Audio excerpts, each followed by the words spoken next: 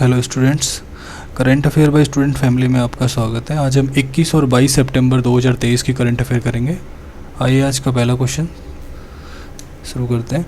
Digital quality of life index सर्वेक्षण में भारत की क्या रैंक है। बेसिकली ये digital quality of life index है, एक ऑर्गेनाइजेशन है सर्वशार्क, उसके द्वारा ये जारी किया जाता है। सर्वशार्क ऑर्गेनाइजेशन के द्वारा इसको जारी किया जाता है। इसमें भारत की रैंक है 52 और इसमें जो टॉप रैंक प्राप्त की है वो है सऊदी अरब और सिंगापुर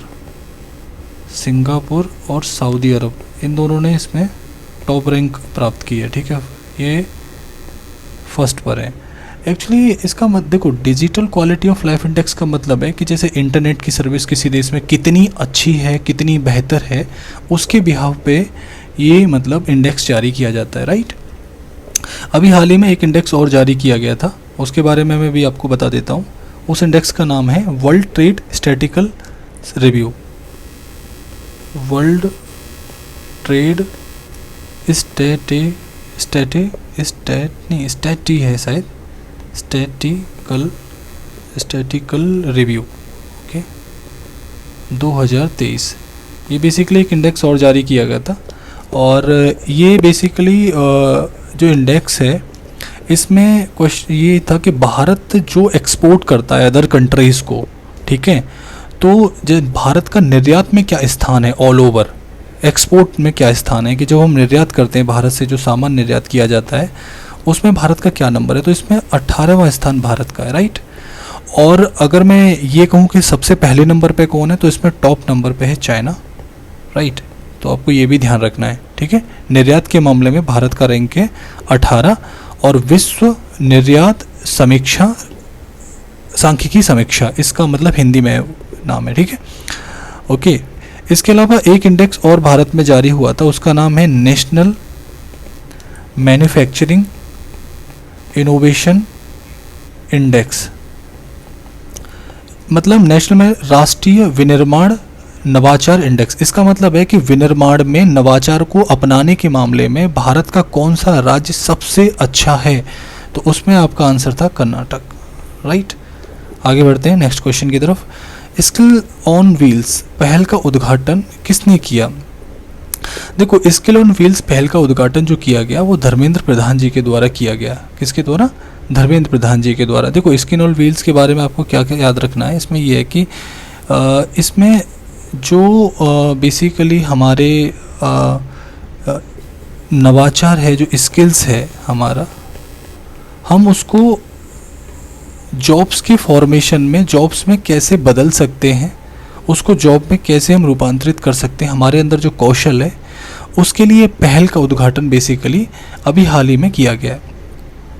और इसके तहत वो करेंगे क्या, इनका मेन काम होगा कि जो ग्रामीण युवा हैं उनको रोजगार दिया जाएगा अल्टीमेटली, ठीक है, उनको रोजगार दिया जाएगा और रोजगार के अवसर उनके लिए बनाए जाएंगे और इसके लिए 60,000 युवाओं को प्रशिक्षण भी प्रदान किया जाएगा ताकि वो जॉब लेने में उन्हें आसानी हो सके, राइट। ओके, आगे बढ़ते हैं नेक्स्ट क्वेश्चन की तरफ। राष्ट्रीय मानवाधिकार संस्था का सम्मेलन किस राज्य या किस केंद्र शासित प्रदेश में हाल ही में ऑर्गेनाइज्ड हुआ। देखो, ये क्वेश्चन बहुत इंपॉर्टेंट है और ये इसका आंसर है नई दिल्ली। अब आपको यहाँ पे समझ में आ रहा होगा, राष्ट्रीय मानवाधिकार, नेशनल ह्यूमन राइट और संस्था, ये सम्मेलन जो होता है ये नेशनल ह्यूमन राइट कमीशन, राष्ट्रीय मानवाधिकार आयोग के द्वारा करवाया जाता है, राइट। अगर मैं नेशनल ह्यूमन राइट कमीशन की बात करूं तो इसकी स्थापना जो हुई थी वो NHRC एक्ट 1993 में हुई थी। नेशनल ह्यूमन राइट कमीशन यानी राष्ट्रीय मानवाधिकार आयोग अधिनियम 1993 के तहत अक्टूबर 1993 में इसकी स्थापना हुई थी। इसके वर्तमान में जो चेयरमैन है अरुण कुमार मिश्रा हैं, AK मिश्र, याद रखना है अरुण कुमार मिश्र, और इसका जो हेडक्वार्टर है वो दिल्ली में है, ये भी आप ध्यान रख सकते हो, ठीक है, ओके। अगर मैं इसके बारे में बताऊं NHRC के बारे में आपको, तो NHRC एक वैधानिक संस्था है क्योंकि कानून के द्वारा ये बनाई गई थी, एक संवैधानिक संस्था ये नहीं है, ठीक है, और ये एक स्वतंत्र निकाय भी है।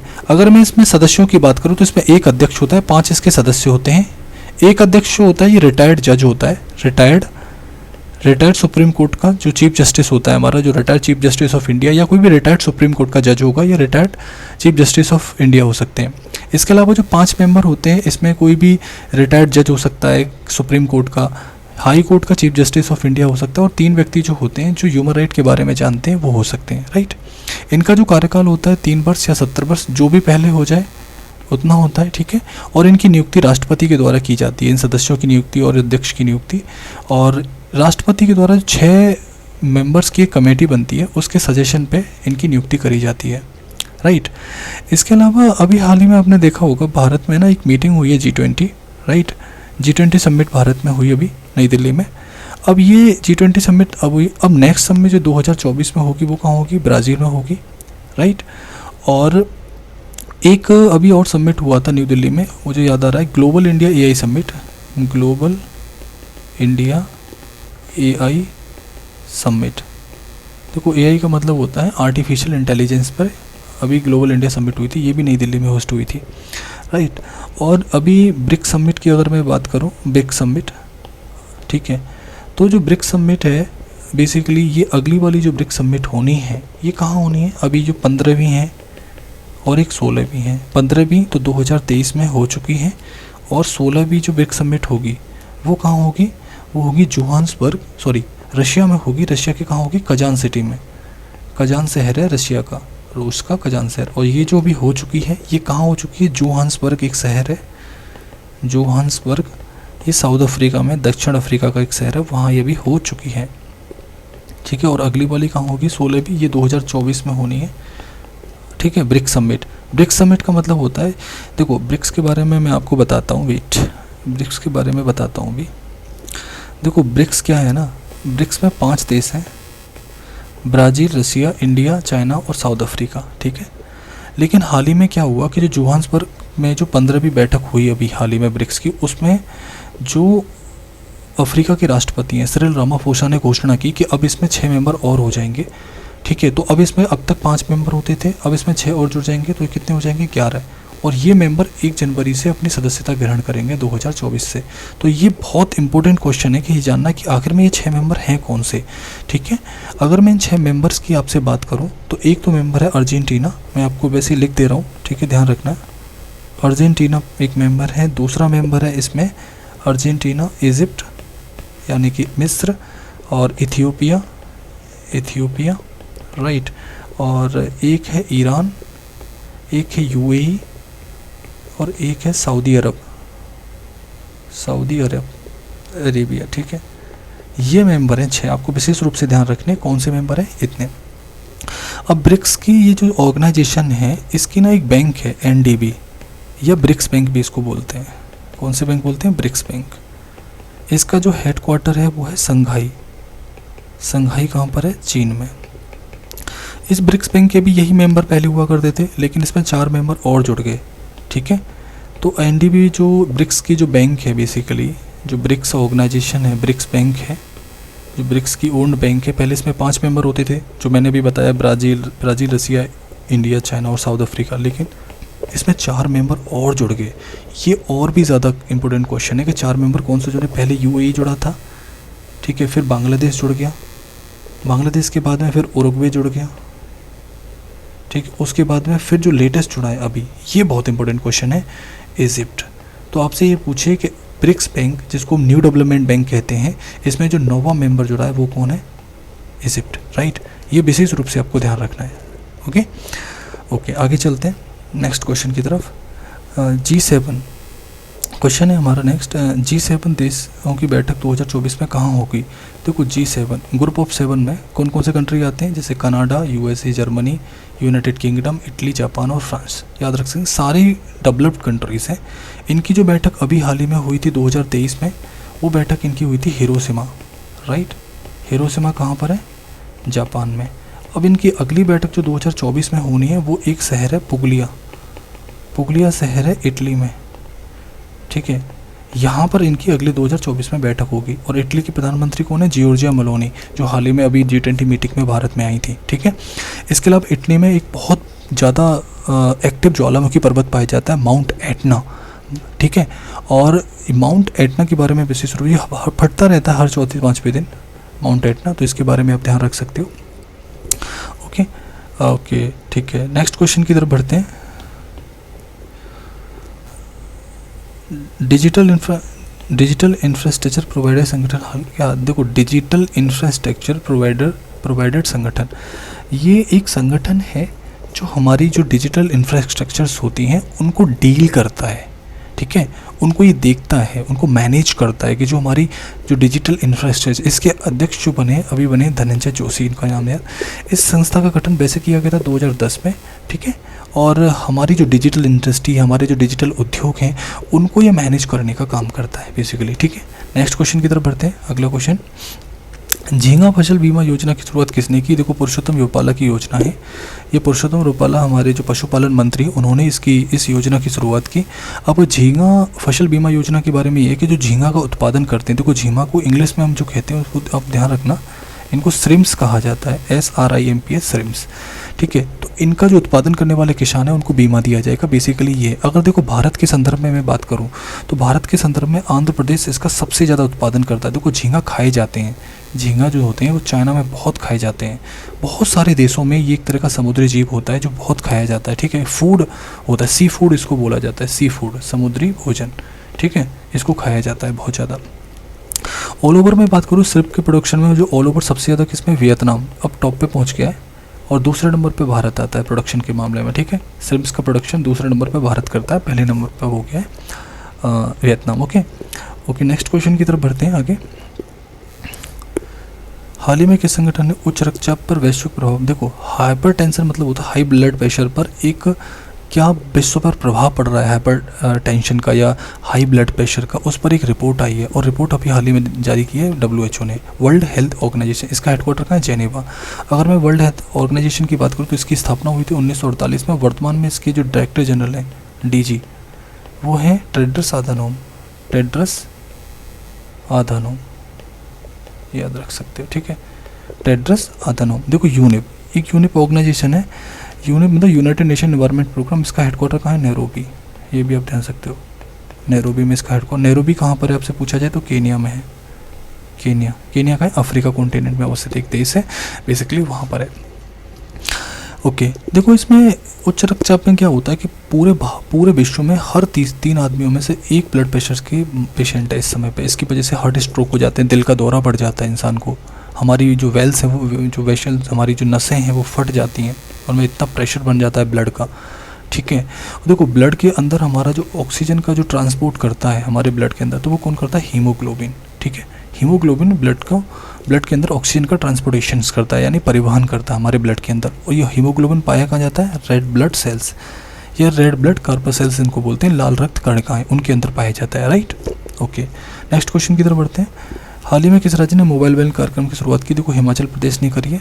मोबाइल वैन कार्यक्रम का मतलब सिंपल है, इसके तहत हिमाचल प्रदेश की गवर्नमेंट ये करना चाहती है कि हिमाचल प्रदेश की गवर्नमेंट चाहती है कि उस हिमाचल प्रदेश में ऑर्गेनिक फार्मिंग को प्रमोट, ऑर्गेनिक फार्मिंग यानी ऐसी फार्मिंग जहाँ पर एग्रीकल्चर में, कृषि में किसी भी प्रकार के रासायनिक उर्वरकों का उपयोग ना हो, और वहाँ पर ऑर्गेनिक यानी कि जैविक उर्वरकों का उपयोग हो, जैविक खाद का प्रयोग हो। और इससे कि क्या होगा कि हमारे जो आय है, किसानों की आय वो ज़्यादा होगी और लागत कम लगेगी उसमें, ठीक है। तो ये बेसिकली नेचुरल फार्मिंग को प्रोड्यूस करने के लिए, उसको बढ़ावा देने के लिए हिमाचल प्रदेश गवर्नमेंट की बहुत अच्छी पहल है। और इससे इन्वायरमेंट पे जो बहुत सारी हार्मफुल गैसेस और मिट्टी के अंदर जो अम्लीयता बढ़ जाती है, जो रासायनिक उर्वरक आप देखो, जो NPK आप इस्तेमाल करते हो, राइट, या फिर आप यूरिया इस्तेमाल करते हो, या फिर आप DAP इस्तेमाल करते हो, जो बहुत सारे तरह के रासायनिक उर्वरक होते हैं, उनकी वजह से हमारी जो मिट्टी है, मिट्टी की धीरे धीरे उर्वरक क्षमता कम होने लगती है। इसके अंदर अनुवांछित बहुत सारे तत्व ऐसे बढ़ जाते हैं जिनकी वजह से इसमें जो फसल चक्र है वो दुष्प्रभावित होता है। और जब बहुत सारी केमिकल फर्टिलाइज़र यूज करने से यूट्रोफिकेशन जैसे सुपोषण की समस्या भी देखने को मिलती है, जो तालाबों के अंदर ग्रीन लेयर्स बन जाती हैं, तो उसकी वजह से भी बहुत सारे नुकसान है एनवायरनमेंट पे। अगर ऑर्गेनिक फार्मिंग होगी तो ये सारी चीज़ें कम हो। भारत का एकमात्र राज्य जिस पूरी तरह से ऑर्गेनिक फार्मिंग की जाती है वो है सिक्किम। बहुत अच्छे से याद रखना, कई बार पेपर में आया, जैविक राज्य कहते हैं इसको। नेक्स्ट क्वेश्चन, नुआखाई त्यौहार किस राज्य में मनाया जाता है? देखो नुआखाई त्यौहार बेसिकली उड़ीसा में मनाया जाता है नुआखाई त्यौहार। कहाँ मनाया जाता है? उड़ीसा में। देखो बहुत सारे त्यौहार हैं जो मनाए जाते हैं। जैसे अगर मैं मेघालय की बात करूँ, जैसे याद रखें ये उड़ीसा आंसर है इसका। मेघालय में 2 त्यौहार मनाए जाते हैं, मुझे याद आ रहा है, बेहदियान क्लाम, बेहदियान क्लान, ठीक है। नोंगक्रेम मनाया जाता है, नोंगक्रेम, ठीक है, नोंगक्रेम। तमिलनाडु में पोंगल मनाया जाता है, ठीक है। और मणिपुर में संघाई फेस्टिवल मनाया जाता है, संघाई यहाँ पर हिरन पाए जाते हैं ना, संघाई फेस्टिवल, ठीक है। इसके अलावा अगर मैं और बात करूँ, और त्योहारों की बात करूँ, तो जैसे मुझे एक याद आ रहा है सरहुल है बेसिकली, सरहुल नहीं, सरहुल त्यौहार, ये बेसिकली झारखंड में मनाया जाता है। इसके अलावा एक त्यौहार है ट्यूलिप, TULIP, ये जम्मू कश्मीर में मनाया जाता है। एक है हॉर्नबिल, HORNBILL, ये बेसिकली नागालैंड का त्यौहार है। हरेली त्यौहार उत्तराखंड का है, ठीक है। इसके अलावा पोंगल त्यौहार मैंने बताया तमिलनाडु का है। तो इस तरह से बहुत सारे त्यौहार मनाए जाते हैं, उत्सव मनाए जाते हैं, राइट। ओके, आगे बढ़ते हैं, नेक्स्ट क्वेश्चंस। देखो तमिलनाडु में एक चीज़ और मुझे याद आ रहा है, तमिलनाडु में IIT मद्रास है जो चेन्नई में अवस्थित है। IIT मद्रास ने अभी हाल ही में क्या किया है, अफ्रीका महाद्वीप में अवस्थित एक देश है तंजानिया का एक आइलैंड है, मतलब द्वीप है, वहाँ पर है जंजीबार, वहाँ पे अपना एक कैंपस खोला है, ठीक है, विदेशी कैंपस खोला है। ओके, नेक्स्ट क्वेश्चन, आगे बढ़ते हैं। स्टैचू ऑफ वननेस कहाँ पर उद्घाटन किया गया है? देखो भारत में बहुत सारे स्टैचू बने हैं हाल ही में। स्टैचू ऑफ वननेस का उद्घाटन जो हुआ है वो शिवराज सिंह चौहान जो मध्य प्रदेश के CM है, चीफ मिनिस्टर है, उन्होंने किया है। खंडवा, बेसिकली यहाँ पर एक जगह है, मैं उस जगह का नाम लिख देता हूँ, ओमकारेश्वर। ये विशेष रूप से ध्यान रखना है, ओमकारेश्वर एक स्थान है यहाँ पर खंडवा डिस्ट्रिक्ट में, और ये बेसिकली मध्य प्रदेश में है। यहाँ पे स्टैचू ऑफ वननेस का उद्घाटन हुआ। ये स्टैचू ऑफ वननेस है किसकी अगर आपसे पूछा जाता है, ये बेसिकली है शंकराचार्य, आदि शंकराचार्य की प्रतिमा है, आदि शंकराचार्य की प्रतिमा। भारत में बहुत सारी प्रतिमाएं हैं, अगर मैं बात करूँ स्टैचू से, मैं लिख देता हूँ, आप उनको एक बार अच्छे से रिकॉल कर लेना। जैसे मैं स्टैचू ऑफ इक्वालिटी की बात करता हूँ, स्टैचू ऑफ इक्वालिटी की, इक्वालिटी, देखो इनको इंग्लिश में याद रखोगे तो ज़्यादा अच्छा है। स्टैचू ऑफ इक्वालिटी कहाँ पर है? ये रामानुजाचार्य की प्रतिमा है हैदराबाद में, ठीक है। ऐसी स्टैचू ऑफ प्रॉस्पेरिटी, ये कहाँ पर है? बेंगलोर में है। और नाथ प्रभु केम्पेगौड़ा की प्रतिमा है प्रॉस्पेरिटी, स्टैचू ऑफ प्रॉस्पेरिटी, ठीक है, सद्भावना की प्रतिमा, ठीक है। ऐसे करके स्टैचू ऑफ यूनिटी, एकता की प्रतिमा, सरदार वल्लभ भाई पटेल की, केवड़िया गुजरात में। स्टैचू ऑफ बिलीफ, भगवान शिव की प्रतिमा कहाँ पर है? ये बेसिकली नाथद्वार राजस्थान में है। स्टैचू ऑफ पीस, शांति की प्रतिमा, ये कहाँ पर है आपसे पूछा जाए तो ये है एक सुरेश्वर महाराज की प्रतिमा है जो राजस्थान के पाली डिस्ट्रिक्ट में है। कौन सी? स्टैचू ऑफ पीस कहाँ पर है? ये पाली डिस्ट्रिक्ट पड़ता है राजस्थान का, वहाँ पर है, ठीक है। सुरेश्वर महाराज की प्रतिमा है, ये लिख देता हूँ मैं, सुरेश्वर महाराज, ठीक है, उनकी प्रतिमा है ये। स्टैचू ऑफ यूनिटी मैंने आपको बताया, यूनिटी जो है, स्टैचू ऑफ यूनिटी, एकता, ये सरदार वल्लभ भाई पटेल की प्रतिमा है, केवड़िया गुजरात में, इसके अलावा जैसे स्टैचू ऑफ पीस हो गई, स्टैचू ऑफ प्रॉस्पेरिटी मैंने आपको बता दिया। स्टैचू ऑफ प्रॉस्पेरिटी कहाँ पे? बेंगलोर में है, कर्नाटक में। और ये नाथ प्रभु केम्पेगौड़ा की प्रतिमा है, नाथ प्रभु केम्पेगौड़ा उनकी प्रतिमा है। इसके अलावा स्टैचू ऑफ नॉलेज जो बहुत इंपॉर्टेंट है, स्टैचू ऑफ नॉलेज, ज्ञान की मूर्ति कहाँ पर है भाई? ज्ञान की प्रतिमा कहाँ पर है? डॉक्टर BR अम्बेडकर की प्रतिमा है, लातूर एक जगह है महाराष्ट्र में, वहाँ पर है, राइट। तो ये आपको ध्यान रखना है, एक बार इन पर नज़र मार ले। बहुत 1-2 क्वेश्चन इनमें से पक्का किसी न किसी एग्जाम में मिल जाता है, कोई ना कोई स्टैचू आपको मिल जाएगी पक्का। नेक्स्ट क्वेश्चन, आगे बढ़ते हैं। दिल जश्न बोले ये गीत है बेसिकली, अभी जो भारत में ICC वर्ल्ड कप 50-50 ओवर का होने वाला है, 5 अक्टूबर से स्टार्ट हो जाएगा, ठीक है। और इसमें एक आधिकारिक गीत घोषित किया गया है, पूछा है किसने लिखा है और गाया भी इन्होंने, ये इनका नाम है प्रीतम चक्रवर्ती। विशेष रूप से ध्यान रखना है, दिल जश्न बोले गीत ये किसका है, ठीक है, ICC वर्ल्ड कप। अगर मैं ICC की बात करूँ, जो मतलब इंटरनेशनल इंटरनेशनल क्रिकेट काउंसिल, इसका हेडक्वार्टर कहाँ है? दुबई। कहाँ पर है? दुबई। इसके जो इस समय पे जो चेयरमैन है वो ध्यान रख सकते हो आप। अध्यक्ष कौन है? चेयरमैन एक व्यक्ति हैं, ग्रेग बार्कले, जो न्यूजीलैंड के, ग्रेग बार्कले, ठीक है, इसके जो चेयरमैन है। ओके, नेक्स्ट क्वेश्चन, आगे बढ़ते हैं। हाल ही में भारत और किस देश के बीच में सिम्बेक्स एक्सरसाइज हुई है? देखो सिम्बेक्स एक्सरसाइज जो भारत ने करी है वो सिंगापुर के साथ करी है। सिंगापुर आपको दिख रहा होगा, यहाँ पे सिंगापुर है, ठीक है। और स्टेट ऑफ मलक्का यहाँ पर ये बेसिकली क्या है आपसे पूछे, ये बेसिकली इंडोनेशिया है, ठीक है, क्या है इंडोनेशिया। और इंडोनेशिया में भी आपसे पूछा जाता है ये सुमात्रा द्वीप है, ये जावा है।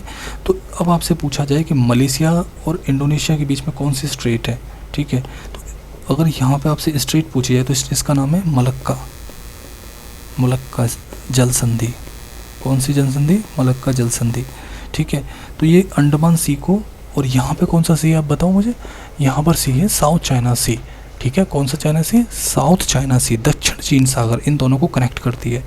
आपको पता होगा जैसे मलेशिया, जो मलेशिया है, मलेशिया और सिंगापुर, इनके बीच में भी एक स्ट्रेट पाई जाती है, उसका नाम है जोहर, जोहर जल संधि, ये ध्यान रख सकते हो आप, राइट। बस ये विशेष रूप से 2-3 क्वेश्चन है, याद रखने आपको। ओके, नेक्स्ट क्वेश्चन, आगे बढ़ते हैं। हाल ही में अपनी स्वयं की क्रेडिट रेटिंग एजेंसी, देखो क्रेडिट रेटिंग एजेंसी शुरू करने वाला किसने अभी हाल ही में करी है? ये करी अफ्रीकी संघ ने। देखो क्रेडिट रेटिंग एजेंसी का मतलब होता है जैसे अगर मानो ये प्रोडक्ट है और अगर इसमें ये 5 स्टार है, ठीक है, और ये 2 स्टार है, ये 2 स्टार है, ये 1 स्टार है। अगर मैं आपसे कहूँ किसी को 5 स्टार मिल गया, अरे बहुत अच्छा प्रोडक्ट है, किसी के मानक तय हो जाते हैं स्टार से, तो ये एजेंसी क्या करती है, इनमें स्टार रेटिंग तय करती है कि कितना अच्छा प्रोडक्ट है। तो अब क्या है, अफ्रीकी संघ चाहता है कि अपने यहाँ पे जो प्रोडक्ट है उनको एक मतलब रेटिंग दे, ताकि एक्सपोर्ट उनका जब निर्यात बाहर के देशों में हो तो वो आसानी से हो सके। तो उसके लिए अफ्रीकी संघ ने ये हाल ही में एक रेटिंग एजेंसी अपनी खुद की शुरू करी है। ये बहुत इंपॉर्टेंट क्वेश्चन है, इनकी अपनी खुद की स्वयं की एक पहल है जो उन्होंने अभी हाल ही में शुरू करी। और अगर मैं अफ्रीकी संघ के बारे में बताऊं तो इसका हेडक्वार्टर बेसिकली अदीस अबाबा में है, अदीस अबाबा इथियोपिया की राजधानी है, यहाँ पर है। इसकी स्थापना 1963 में हुई थी। इसमें टोटल 55 देश आते हैं अफ्रीका के, ठीक है। जैसे अगर मैं अफ्रीका महाद्वीप की बात करूं तो जैसे ये पूरा अफ्रीका यूनियन में आता है, ठीक है। इसमें टोटल कितने देश आते हैं? 55 देश आते हैं, ठीक है। इसको आपको ध्यान रखना है। इसके अलावा मैं और बात करूं आपको, जैसे अफ्रीका में क्या क्या पाया जाता है, जैसे एक नाबिब डेजर्ट पाया जाता है, एक कालाहारी डेजर्ट है। ये बहुत इंपॉर्टेंट चीज़ बताऊंगा, वैसा आपको मैं ज़्यादा नहीं कुछ बताना। एक तो कालाहारी डेजर्ट आपको ध्यान रखना है, एक ये एटलस माउंटेन विशेष रूप से आपको ध्यान रखने। कौन से माउंटेन? एटलस माउंटेन, मोरक्को में पाई जाती है। यहाँ क्या पाया जाता है? मोरक्को में पाई जाती है। यहाँ पर स्टेट ऑफ जिब्राल्टर है, जिब्राल्टर की जलसंधि है, जो स्पेन यहाँ पर पड़ता है, ये स्पेन है, ठीक है। स्पेन और मोरक्को के बीच में स्टेट ऑफ जिब्राल्टर है, जिब्राल्टर की संधि जो भूमध्य सागर को अटलांटिक सागर से जोड़ती है, ठीक है। ये एटलस माउंटेन हो गए यहाँ पे, ओके। अभी हाल ही में एक और चीज़ आपको बताता हूँ, यहाँ पर ये नील नदी आपको दिख रही है, ये नील नदी दिख रही है आपको। ये नील नदी कहाँ गिरती है? भूमध्य सागर में जाके गिरती है, ठीक है। इसके अलावा हॉर्न ऑफ अफ्रीका आप ध्यान रख सकते हो। हॉर्न ऑफ अफ्रीका में कौन कौन से देश आते हैं? ये हॉर्न ऑफ अफ्रीका है। इसमें जो देश आते हैं, एक तो आता है सोमालिया, ठीक है, सोमालिया आता है, एक आता है जिबूती, एक आता है इथियोपिया, ठीक है, इथियोपिया, ठीक है, और एक आता है तुम्हारा इरिट्रिया। ये 5 देश है। इनका एक ट्रिक है बेसिकली, आप ध्यान रखना चाहो तो सीड, ठीक है, सोमालिया, इरिट्रिया, इथियोपिया और जिबूती या जिबूती, ठीक है, इनको याद रख सकते हो। ये ड्रैकन्सबर्ग माउंटेन है, साउथ अफ्रीका में पाया जाता है, ठीक है। ये विशेष रूप से आपको ध्यान रखना है ड्रैकन्सबर्ग माउंटेन के बारे में, ठीक है, बहुत ज़्यादा ज़रूरी है। इसके अलावा यहाँ पर एक नदी पाई जाती है, शायद आपको देख पा रहे हो, जैसे नाइजर रिवर है, यहाँ नाइजर रिवर पाई जाती है, ध्यान रखना। एक जॉस पठार है, ठीक है, ये जॉस पठार याद रख सकते हो। और ये पूरा सहारा डेजर्ट है। ये कौन सा डेजर्ट है? सहारा डेजर्ट है, ठीक है। यहाँ पे आप ध्यान रख सकते हो कौन सा डेजर्ट है? सहारा डेजर्ट यहाँ पाया जाता है, ठीक है। इसके अलावा यहाँ पे एक नदी पाई जाती है काफ़ी बड़ी, कॉन्गो नदी। और एक नदी और पाई जाती है यहाँ पे, देखो आप देख पा रहे हो, ये एक नदी, ये रही लिम्पोपो नदी, ठीक है। और यहाँ पे एक नदी पाई जाती है, ये है ऑरेंज नदी, ये है, और ये है लिम्पोपो नदी, लिम्पोपो। ये सब क्वेश्चन आए हुए हैं। लिम्पोपो नदी कहाँ पाई जाती है, ऑरेंज नदी कहाँ पाई जाती है, ठीक है। ये आपको विशेष रूप से ध्यान रखने हैं, बस इतने क्वेश्चंस, ठीक है। ओके, आगे बढ़ते हैं नेक्स्ट क्वेश्चंस की तरफ। नेक्स्ट क्वेश्चन है, किस राज्य में वेनेडियम धातु की खोज हुई है हाल ही में? देखो गुजरात में अभी हाल ही में खोज हुई है वेनेडियम धातु की। गुजरात में कहाँ पे पूछे आपको? अलंग एक जगह पड़ती है, अलंग। ये एक भावनगर जिला है गुजरात का, भावनगर, यहाँ पर पड़ती है। देखो ये यहाँ पर है बेसिकली, इस एरिया में, ठीक है, यहाँ पर, ओके। अब यहाँ पे क्या है कि वेनेडियम धातु की खोज हुई है। वेनेडियम एक तरह की धातु है जिसको एक तरह का कच्चा इसका उपयोग ना कच्चे माल के तौर पे बहुत होता है। जब हम स्टील को मजबूत करते हैं तो उसमें वेनेडियम डाल देते हैं ताकि स्टील और कठोर हो जाती है, ठीक है। तो अभी हाल ही में कहाँ पे मिली है, हमें ध्यान रखना है, अलंग गुजरात भावनगर में इसकी अलंग भावनगर में मिली है, और भावनगर कहाँ पे है, गुजरात, ठीक है। गुजरात के बारे में अगर मैं बात करूँ तो गिरनार हिल्स यहाँ पर है, एक बारदा हिल्स यहाँ पर है, ठीक है।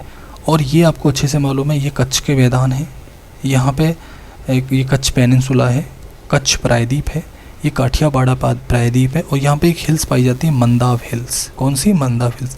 और ये कौन सी खाड़ी है, खंबात की खाड़ी। और ये कौन सी खाड़ी है, कच्छ की खाड़ी, ठीक है। बस इतना इसमें याद रखना है। यहाँ पे आके नर्मदा नदी मिलती है, उसके बाद तापी मिलती है आके, और यहाँ पे लूनी नदी इसमें आके गिर जाती है, ऊपर से आती है, राजस्थान से निकलती है यहाँ से लूनी नदी ऊपर से, और यहाँ आके गिर जाती है, ठीक है। ओके, चलो आगे बढ़ते हैं नेक्स्ट क्वेश्चन की तरफ। उत्तर प्रदेश ने किस दिन को व्यापारी कल्याण दिवस के रूप में घोषित किया, 29 जून। बस इतना ही याद रखना है। यूपी ने अभी व्यापारियों के कल्याण के लिए एक दिवस बना दिया है, 29 जून को भाई सेलिब्रेट करा जाएगा। अच्छा, 25 दिसंबर सुशासन दिवस। भारत में कौन सा दिवस मनाया जाता है इस दिन? अटल बिहारी वाजपेयी जी का जन्मदिन होता है इस दिन, हमारे जो पूर्व प्रधानमंत्री थे, इसीलिए उसको गवर्नेंस डे या सुशासन दिवस के रूप में भी मनाते हैं। अच्छा, 31 जुलाई को नो टोबैको डे, धूम्रपान नहीं करेंगे हम आज से, इसलिए नो टोबैको डे मनाया जाता है। ओके, नेक्स्ट क्वेश्चन आगे बढ़ते हैं। देखो, एक ना क्वेश्चन मैं उस दिन बता रहा था आपको, यूनाइटेड किंगडम में और ग्रेट ब्रिटेन में क्या अंतर है। ग्रेट ब्रिटेन में स्कॉटलैंड, इंग्लैंड और वेल्स आते हैं, और यूनाइटेड किंगडम में स्कॉटलैंड, इंग्लैंड, वेल्स और नॉर्दर्न आयरलैंड शामिल हो जाते हैं। यानी कि ये तो हो गया वेल्स, ये हिस्सा वेल्स का हो गया, ठीक है, और ये इंग्लैंड हो गया, ये स्कॉटलैंड हो गया, ऊपर वाला हिस्सा ये स्कॉटलैंड का हो गया, ठीक है। और देखो यहाँ देख सकते हो आप, बेसिकली जो आयरलैंड है, इस आयरलैंड की अगर मैं कैपिटल की बात करूँ तो कैपिटल है डबलिन, ठीक है। और जो वेल्स है, ये वाला जो वेल्स का हिस्सा है, जैसे आप यहाँ देख सकते हो, मैं आपको बता देता हूँ, इसमें मैं बताता हूँ, ये जो हिस्सा है आपका, ये वेल्स है। क्या है? वेल्स। अगर वेल्स की मैं कैपिटल की आपसे बात करूँ कि भाई वेल्स की कैपिटल क्या है, तो वेल्स की कैपिटल है कार्डिफ। ये क्वेश्चन इंपॉर्टेंट है, मैं बहुत इम्पोर्टेंट क्वेश्चन बता रहा हूँ। और ये इंग्लैंड है, इंग्लैंड की कैपिटल क्या है? लंदन, ठीक है। और इंग्लैंड के बाद अगर मैं बात करूँ स्कॉटलैंड, ये स्कॉटलैंड है, स्कॉटलैंड की कैपिटल क्या है आपसे पूछा जाए तो stocks Edinburgh, Edinburgh, BURG, Edinburgh, ठीक है। और ये यहाँ पे ना एक आइलैंड पड़ता है जिसमें मैंने बताया डबलिन है, एक यहाँ पे नॉर्दर्न आइलैंड है, ये भी ध्यान रखना है आपको। कौन सा? Northern island. नॉर्दर्न आइलैंड की अगर कैपिटल की मैं बात करूँ तो उसकी नाम बेलफास्ट, बेलफास्ट, ठीक है। ये नॉर्दर्न आइलैंड जो है इसकी बेलफास्ट है, इसकी डबलिन है, स्कॉटलैंड की एडिनबर्ग है, इंग्लैंड की मैंने आपको बता दी लंदन है, और वेल्स की मैंने आपको बता दिया। ओके, वेल्स की कैपिटल है कार्डिफ। अच्छा, एक चीज़ और यहाँ पे मैं बताता हूँ आपको, शायद आपको ध्यान होगा। बेसिकली यहाँ पे एक जल संधि पाई जाती है, जानते हैं इस जल संधि का नाम क्या है? यहाँ पर जो जल संधि पाई जाती है उसका नाम है डोबर, डोबर स्ट्रेट। यहाँ पे नॉर्थ सी और इधर की साइड में अटलांटिक ओशन को ये कनेक्ट करती है। इंग्लिश चैनल यहाँ पाया जाता है। ये कौन सी खाड़ी को बता सकता है? ये बिस्के की खाड़ी है, बिस्के की खाड़ी है, ठीक है। और यहाँ पे एक पर्वत श्रृंखला पाई जाती है फ्रांस और स्पेन के बॉर्डर पर, उसको बोलते हैं पायरेनीज, ठीक है। ओके, नेक्स्ट क्वेश्चन आगे बढ़ते हैं। देखो यहाँ पे एक चीज़ हो रही है, ये बेसिकली बाल्टिक सी है। कौन सा सी? बाल्टिक सी। और ये आप ध्यान से देखना, यहाँ पर ये जर्मनी है, यहाँ पर एक नहर पाई जाती है, कील नहर, जो जर्मनी की है, जो बाल्टिक सी को नॉर्थ सी से कनेक्ट करती है, उसको कील नहर है, वो पाई जाती है जर्मनी में, ठीक है। ओके, आगे बढ़ते हैं next question. Okay, thank you so much guys. आज के लिए बस इतना ही, और आगे की क्लास हम इसी तरह से जारी रखेंगे एक वीक तक। उसके बाद हम रेगुलर बेसिस पे डेली क्लास करेंगे। Thank you so much. अगर आपको वीडियो पसंद आया तो keep share and subscribe please. Thank you.